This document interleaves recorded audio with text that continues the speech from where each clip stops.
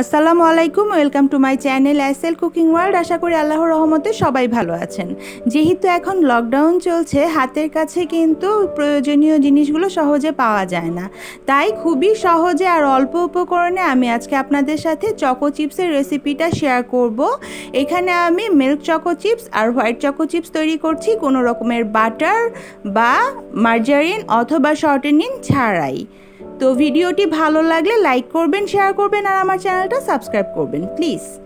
এখানে একটা চালনির মধ্যে আমি 3 টেবিল চামচ আইসিং সুগার নিয়েছি। অবশ্যই আইসিং সুগারটাই ব্যবহার করতে হবে, গুঁড়া চিনি ব্যবহার করলে হবে না। দিয়ে দিচ্ছি 3 টেবিল চামচ কোকো পাউডার। আমি মালয়েশিয়ান কোকো পাউডারটা ব্যবহার করছি, আপনারা যে কোনো ধরনের ভালো ব্র্যান্ডের কোকো পাউডারটা ব্যবহার করবেন। দিয়ে দিচ্ছি 1 টেবিল চামচ কর্নফ্লাওয়ার। সব কিছু খুব ভালো করে চেলে নিচ্ছি। এখানে আমি সামান্য পরিমাণ চকলেট ইমালশন দিয়ে নিচ্ছি, আপনাদের কাছে না থাকলে দেওয়ার কোনোই প্রয়োজন নেই। সব কিছু খুব ভালো করে মিশিয়ে এর মধ্যে দিয়ে দিচ্ছি 1 টেবিল চামচ গুঁড়ো দুধ। ফুল ক্রিম গুঁড়ো দুধটা ব্যবহার করেছি। আর আপনারা যদি ডার্ক চকো চিপস চান তাহলে গুঁড়ো দুধ ব্যবহার করার কোনোই প্রয়োজন নেই। সব কিছু খুব ভালো করে মিশিয়ে এর মধ্যে পানি ব্যবহার করব।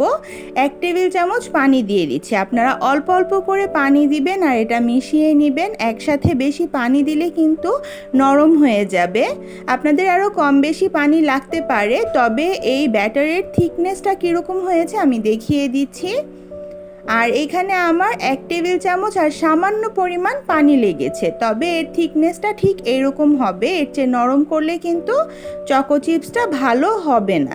এখন একটা পাইপিং ব্যাগের মধ্যে আমি এই সম্পূর্ণ মিশ্রণটা নিয়ে নিচ্ছি। আপনারা চাইলে এখানে নতুন পলিথিনের মধ্যে ভরেও কিন্তু এই চকো চিপসটা তৈরি করতে পারেন, যাদের কাছে পাইপিং ব্যাগটা অ্যাভেলেবেল নেই।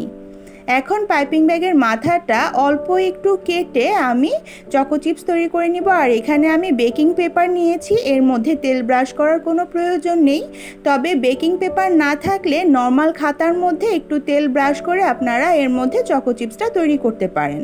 এখানে আমার মিল্ক চকো চিপসটা তৈরি হয়ে গেছে। এখন আমি হোয়াইট চকো চিপসটা তৈরি করে দেখাচ্ছি। এর জন্য আমি 2 টেবিল চামচ আইসিং সুগার নিয়ে নিচ্ছি আর দিয়ে দিচ্ছি 3 টেবিল চামচ ফুল ক্রিম গুঁড়ো দুধ।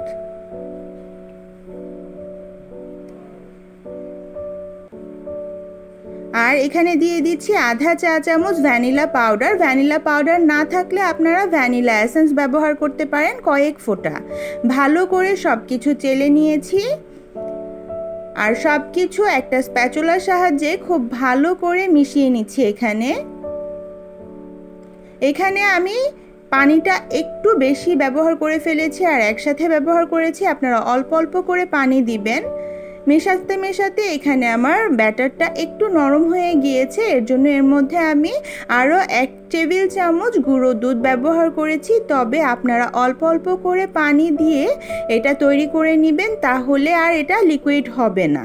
তবে এর ব্যাটারটা ঠিক এইরকম থিকনেসের হবে, এখন যেরকম দেখিয়ে দিচ্ছি। এর চেয়ে নরম হলে চকো চিপসটা সুন্দর হবে না। এইটাও আমি একটা পাইপিং ব্যাগের মধ্যে ভরে নিচ্ছি সম্পূর্ণ ব্যাটারটা। আর আপনাদের কাছে পাইপিং ব্যাগ না থাকলে আপনারা পলিথিনের মধ্যেও কিন্তু এটা নিয়ে তারপর তৈরি করতে পারেন। আর বেকিং পেপারের মধ্যে দিলে একটা সুবিধা, খুব সহজে এটা উঠে আসে। এটাও আমি বেকিং পেপারের মধ্যে দিয়ে সেট করে নিচ্ছি। তবে মিল্ক চকো চিপসের তুলনায় এই হোয়াইট চকো চিপসটা একটু স্মুথ হয়, মানে এর চোখা ভাবটা এত বেশি থাকে না। আর এইটুক ব্যাটার দিয়ে কিন্তু অনেকগুলো চকো চিপস তৈরি হয়ে যায়, আপনারা নিশ্চয়ই দেখতে পারবেন ভিডিও শেষ পর্যন্ত দেখলে।